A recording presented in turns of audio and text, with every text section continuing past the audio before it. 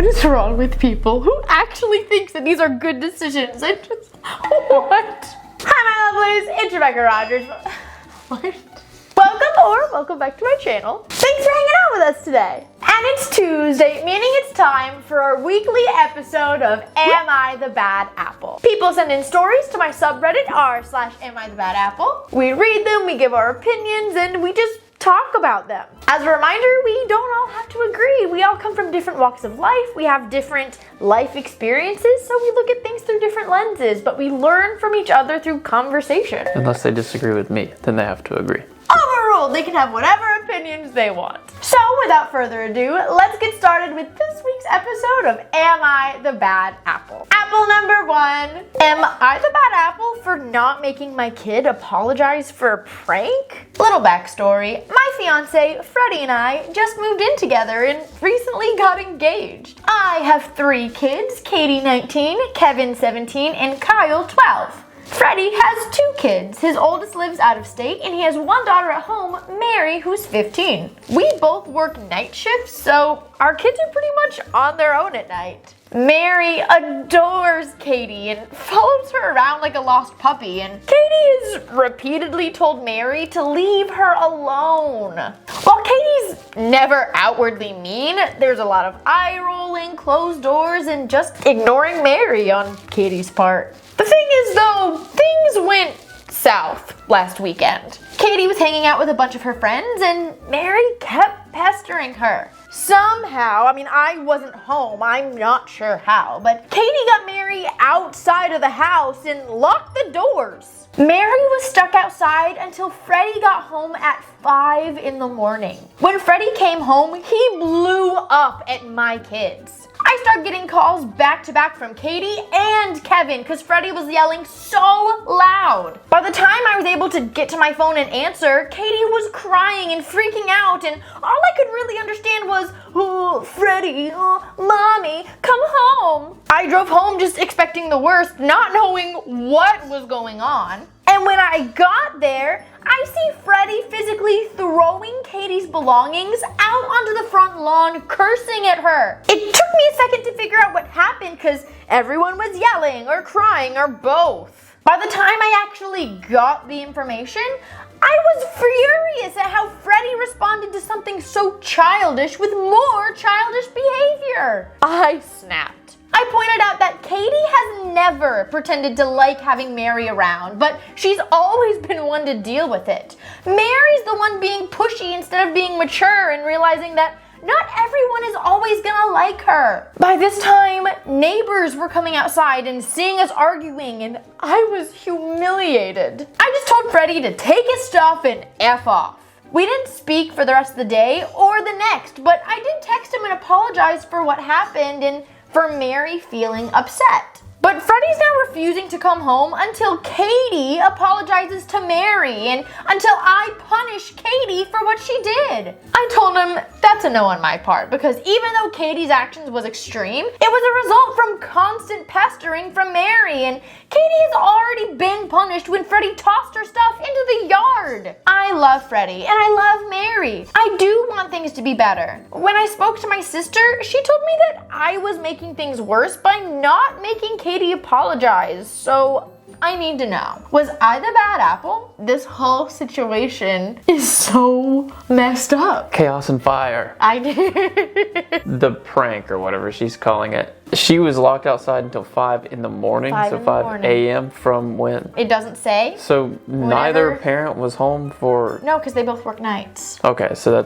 they're both night shifts. I'm not going to say, oh, they were probably in bed by like 10 or 11. They're teenagers. They were probably up at least until 11 midnight, but that's still 5 or 6 hours. Again, I don't know how long Mary was out there, but I feel like it's safe to assume it was multiple hours.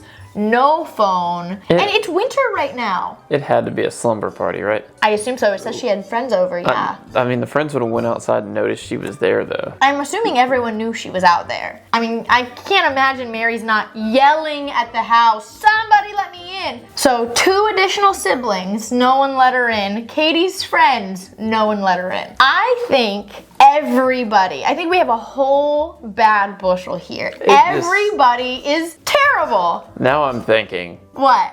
that Mary had to have done this on purpose, right? What? No, I don't think so. There's no other reason for the other siblings not to let her in, unless they aren't there or something. They're there, but just like Katie locked her, I bet they just don't like her. This is why I think every single individual in this story is their own bad apple. I'm gonna start with Mary because it's gonna go into all the others. I do think Mary's a bad apple. That doesn't mean that I think she deserved getting locked out of the house, but you're 15 years old, okay? You're not 9 fawning over your big sister. You're 15. If someone says, leave me alone, I want privacy, these are my friends, not yours, those aren't your friends. Respect those boundaries. You're being a pest. I don't understand at 15 how you can't understand when someone says, I want to hang out with my friends alone without you, how you can't understand that sitting there and being that little sister, hello, let me in. Like, you're not 9 years old, you're 15. In a year, you can legally have a job. Now, that doesn't mean that I think she deserved to be locked out. I think that she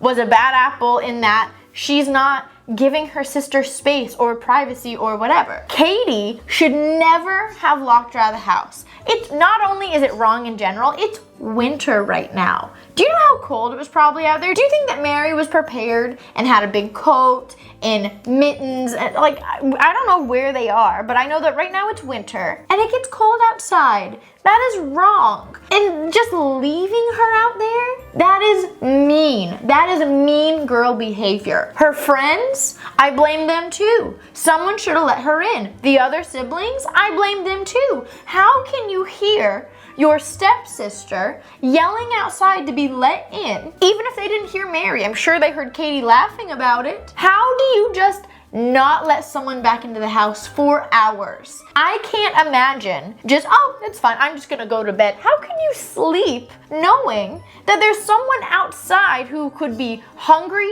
cold, whatever? That's mean. That's mean kid behavior. I don't like it. Now, Freddie, I think, had a right to be furious when he got home, but I think he's a bad apple too, because throwing Katie's stuff out into the lawn, that's not your stuff. That's not even your kid. That's also childish behavior. You don't throw someone else's stuff out of the house. I don't think that he had a right to deal with her stuff in that way. And the mom at the end also, well, it was an extreme behavior. No, it was cruel. It was so mean. For the mom to actually think that Katie doesn't need to apologize is also gross behavior. Now, do I think that Mary should apologize for constantly bothering Katie? Yeah, I do. But Katie 100% should have to apologize for locking her stepsister out for hours on purpose. No way to contact a parent, no way to contact whatever. The mom's like, oh, well, my kid was crying and blah on the phone because she was being yelled at. How do you think Mary felt not having anyone to call? She couldn't call anyone when she was in distress. She had nobody. Like, that breaks my heart. That is mean girl behavior. I think everybody here just stinks. I talked a lot, and I know you're looking at me, and I feel like you disagree with me. Well, I don't disagree. I would just play devil's advocate on most of these things. First of all, what 15-year-old doesn't have a phone nowadays? Well, I'm not saying she doesn't have a phone. I'm saying that however Katie got her outside, I doubt that she had a phone on her. It's not like she was planning to get locked out and was like, oh, let me go get my phone really quick. I have a hard time believing she had her phone with her because she didn't call any of the parents. And what 15-year-old is just gonna willingly sit outside in the cold for 5-6 hours? That's a great question. Why would you sit out in the cold for 5 or 6 hours? Where else? What's she supposed to do? Go to a neighbor's house. I don't know. What if it's midnight? I can absolutely see a 15-year-old being so self-conscious. I don't want to knock on the neighbor's door at midnight. I mean, yeah, I guess, but she did something. If it was any time after 9, I wouldn't feel comfortable going to our neighbors. Even 8, I don't know if I would feel comfortable going to our neighbors. Nowadays, I don't think it would be a problem up until like even 11 or 12. I wouldn't feel comfortable doing that. I would be pissed if someone knocked on our door or rang our doorbell anytime after 9, 10 o'clock. Yeah, but then if they said... Like, if it was an emergency, I would understand. But you're not always going to have understanding people on the other end of that door, and I can see why she would be hesitant about, will they be understanding? I think the problem with all of this is the extent to which it was done. Well, first of all, with Mary, I can understand a teenager who's in a new environment with new people who she's trying to really get along with and be friends. I could see her being overzealous. to the point where she was bothering or pestering her now stepsister. People do that with friends at school. I don't think that's abnormal in the least. Now, I think at 15 it's normal to have enough awareness. You're giving a 15-year-old way too much credit. I'm not. I taught 15-year-olds. I know. I was one once, many, many moons ago.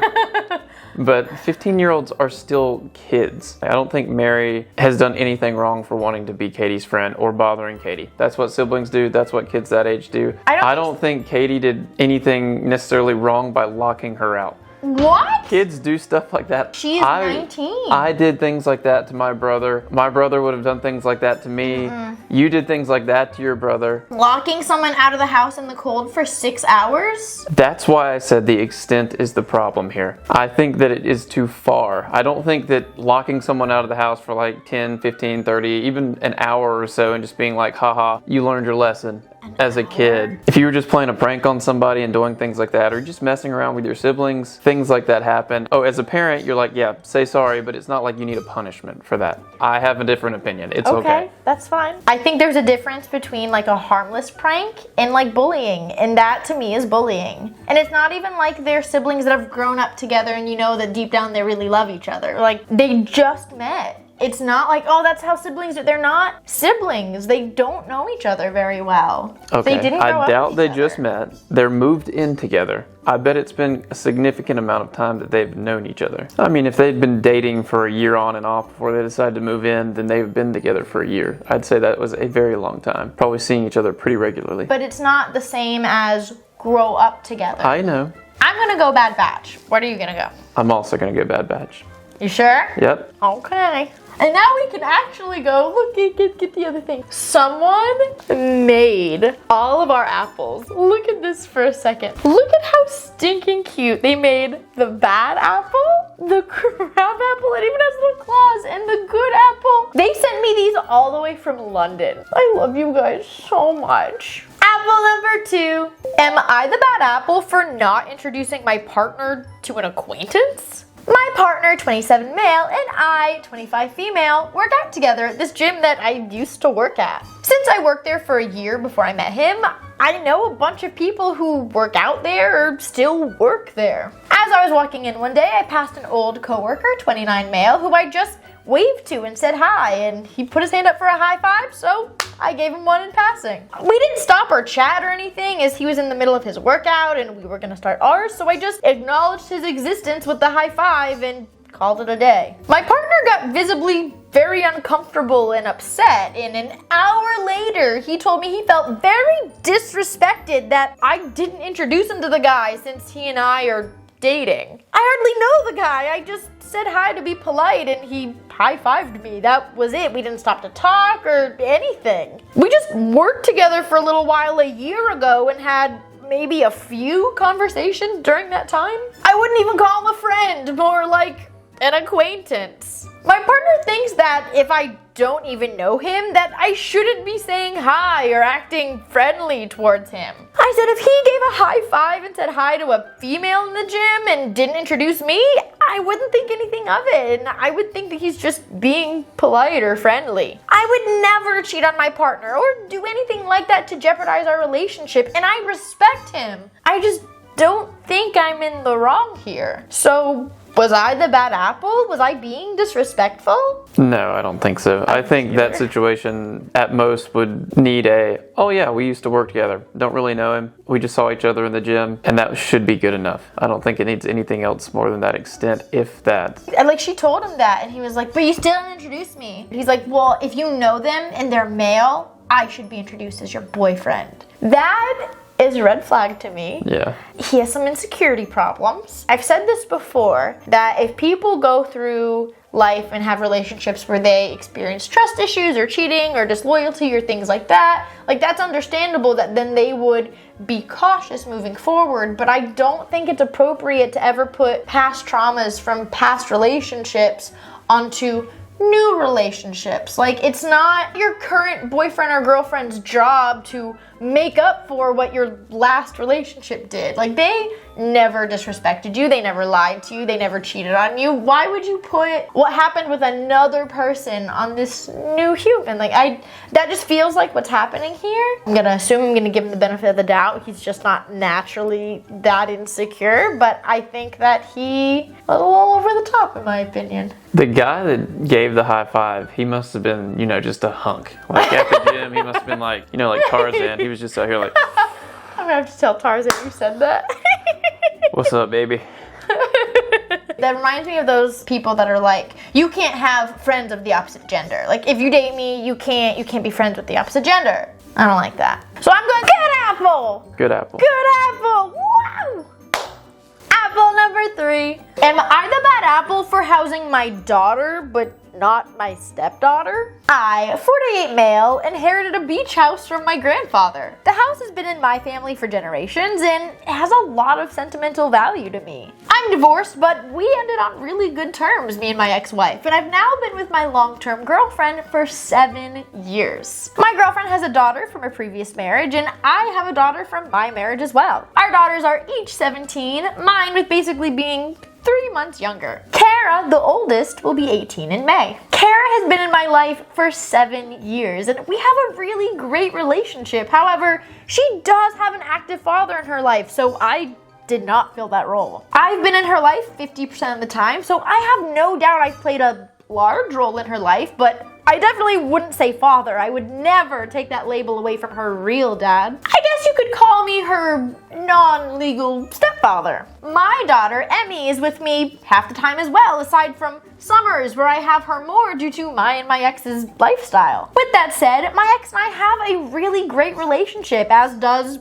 our daughter with all of us. Kara and Emmy have gotten along and they're friendly. They've made multiple plans outside of family stuff, but they also don't consider themselves best friends or sisters. Now, to the issue. Kara will be going to school near the beach house and has asked if she can live in it to save money, which would help her out significantly. Emmy, my daughter, approached me and said that she wanted to live there after the summer, but wanted to live alone while also in school. The home is more than big enough for 2, but Emmy pointed out that they have very different lifestyles and would be way more comfortable either living alone or, if I insisted she live with somebody, with a different friend. It was a frank conversation, and she brought up the fact that the home will be hers one day, so it made sense, and she's right. The home will be hers by law in a few years once I pass it on to her. My girlfriend and Kara are very upset with me, calling it favoritism and pointing out that Emmy will already be set for life between having a free ride to school via scholarships and housing, while Kara's just going to be using loans. Kara may even have to take a gap year or attend another school altogether because of finances. They're asking me to reconsider, and I'm worried that I've damaged my relationship. So, was I the bad apple? I mean, I agree that, yeah, maybe it's favoritism, but Emmy's my daughter. Of course I'm gonna favor her, right? First of all, I totally understand, and I say this a lot, that there are some households that have wonderful blended families, and the step-parents and the step-kids, it's all really one big happy family. That's great. This is not one of those situations, frankly, because they're not step-family. Like, they're not married. This is a long-term girlfriend, and yeah, I'm assuming that he one day wants to marry this woman, but this isn't even your stepdaughter. This is your girlfriend's kid who has her own father. And I'm not saying that it's the other father's or the parents' job to provide housing and stuff, but I'm saying that why would you not help Emmy out first? You don't have a stepdaughter. You don't have any real responsibility to this kid. You do have a responsibility to Emmy, and yeah, especially if in a few years, if as soon as she's 18 or whenever you said in a few years you're gonna pass it to her, this is going to be her house. So I don't understand the problem. Maybe there's someone out there that can help me understand, because I don't see why this isn't obvious. Kara has both parents in the picture and they love her and they might not be able to financially help her the same way you're able to help Emmy. And that happens sometimes, but I don't understand why then that becomes your responsibility. I feel like if the roles were reversed, I don't think Emmy would be allowed to stay at that house. I think it would be the same thing, but I don't think he would be having a fit about Kara not wanting Emmy to stay. They're both 19-year-olds, right? So, or 18. They're about to be 18. They're both about to be 18, yes.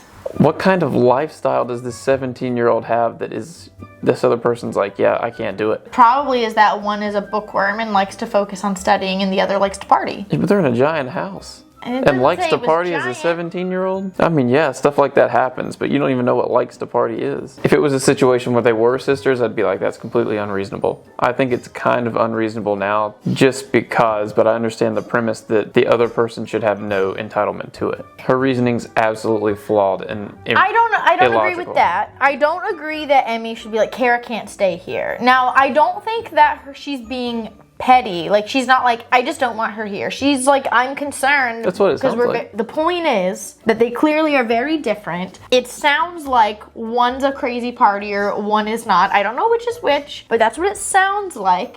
And it sounds like Emmy does not want that to dictate what she does on a general basis. I don't think that's a petty concern. I think that is this going to hinder my life and what I want to do on a general basis? Now, that doesn't mean that I don't think it's wrong not to give her stepsister the opportunity. Like, I'm just saying that I can see her side. I might not agree with it, but I understand, and I don't think it's bad reasoning. I just don't agree that I would do the same thing. What I have a problem with is the girlfriend and the daughter feeling entitled to somebody else's property. I might have gone crabapple of the, oh, why didn't you just like tell your daughter like, oh, try it out, see, blah, blah, blah. But the moment that those two became entitled to not just his property, but what will be clearly Emmy's in a few years, whatever the reason, it doesn't matter. That is what I have a problem with. Well, it's not fair that Emmy has all these opportunities. Well, it's not Emmy's fault that Kara doesn't have the same opportunities. I don't understand why Emmy has to, oh yeah, you can have my house because Kara doesn't have the same opportunities. Like, again, not saying that I don't think it wouldn't be nice for Emmy to say, oh yeah, come live with me, but I don't think that she should have to be entitled to. That doesn't make sense to me. The last thing that really bothers me is, well, it's favoritism. Why would it not be? Again, this is not your stepkid. You're not obligated, you're not responsible to this kid. I don't know why you wouldn't favor Emmy and take care of your kid. Just like right now, the girlfriend is favoriting her kid and is like, Emmy has to let Kara into Emmy's house. I don't agree with that. I think that he should be favoriting Emmy and that he should be putting her first. Like, that makes sense to me. So I'm going good apple. I think so too. I don't think there's anything he's done wrong. No, I don't think so either. And again, I might have been able to make an argument for it. Well, maybe you should talk to Emmy, but after how they reacted, nope, that changed my mind. Apple number 4. Am I the bad apple for letting a random parent interrupt a conference? I, 26 female, am a teacher at a public school. I teach 4th and 5th grade, language arts, and math. I have a few different classes that I teach, and in one class, I have this student who we'll call Jason. One day I was teaching a class, and Jason just would not stop talking. I gave him multiple warnings, but he just wouldn't stop. After about 20 minutes of this, I pulled Jason into the hall and said that he would have to work in the hallway for the rest of class. We have all the 5th grade classrooms in a circular pod with tables in the middle, and that's just where Jason worked. It was very common for us to send kids there if they were being disruptive. Later that week, we had parent-teacher conferences. Apparently, Jason told his mom that I forced him out into the hallway just because I didn't like him. Jason's mom came to me for her conference and was screaming at me for punishing Jason. I calmly tried to explain what actually happened, but Jason's mom just screamed at me that I was not to punish her child unless the act was egregious. This is where I'm worried I might be wrong. I guess another parent in the hallway could hear her yelling at me from the hallway and decided to intervene. The parent just poked their head in and said, hey, Miss blah, blah, blah. I think it's time for my conference, but I might have had the wrong time. I picked up what they were putting down and said, oh yes, I think it is time for your conference. I'm so sorry, Jason's mom. It looks like we're out of time. I know that I lied to Jason's mom, but I wasn't really thinking. I just kind of said it and went along with it. Of course it wasn't true. I didn't even teach the other parent's kid. I just felt him trying to save me from this parent who was screaming, and I was desperate to get out of that situation. But now I'm worried because I did lie to the parent. And what if she finds out? What if I get in trouble? With all that said, am I the bad apple? No, I don't think so. Karen's a bad apple. Yeah, she is. That other Jason's parent mom is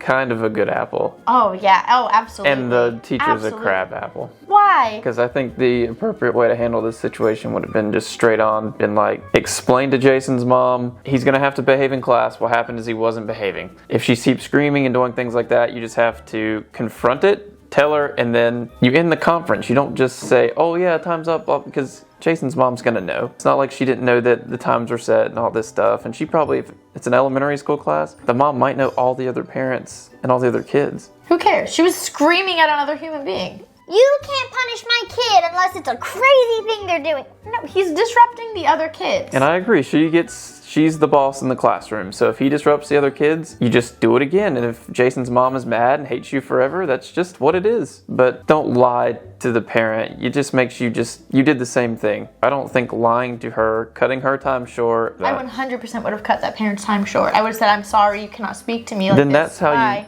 Exactly. That's how you would have confronted it. It wouldn't have been, oh yeah, let me tell this lie because I don't want to deal with it. But not everyone can confront a bully like that. Not everybody is able to stand up for themselves that way. That parent offered an out of, they just saved me. I literally would, thank you so much, let me buy you lunch. We're not going to agree on this one. That's fine. She lied and did it the wrong way. And it's not even confronting a bully. Every parent is a bully, if you want to say it that way, for their own kids. There's very few parents out there when it comes to their kids, if they thought they were mistreated, they would just be like, oh yeah, they did the right thing. Parents are protective for a good reason. They're supposed to be, that's their job. Yes, but that parent didn't know what was going on. She was misinformed and she was upset. Well, no, she wasn't at the end. She explained and she's like, oh, but you still weren't allowed to punish my kid because that act That's not what I got from the story. She said, I calmly explained what actually happened, but Jason's mom screamed at me that I wasn't allowed to punish her kid unless the act was egregious.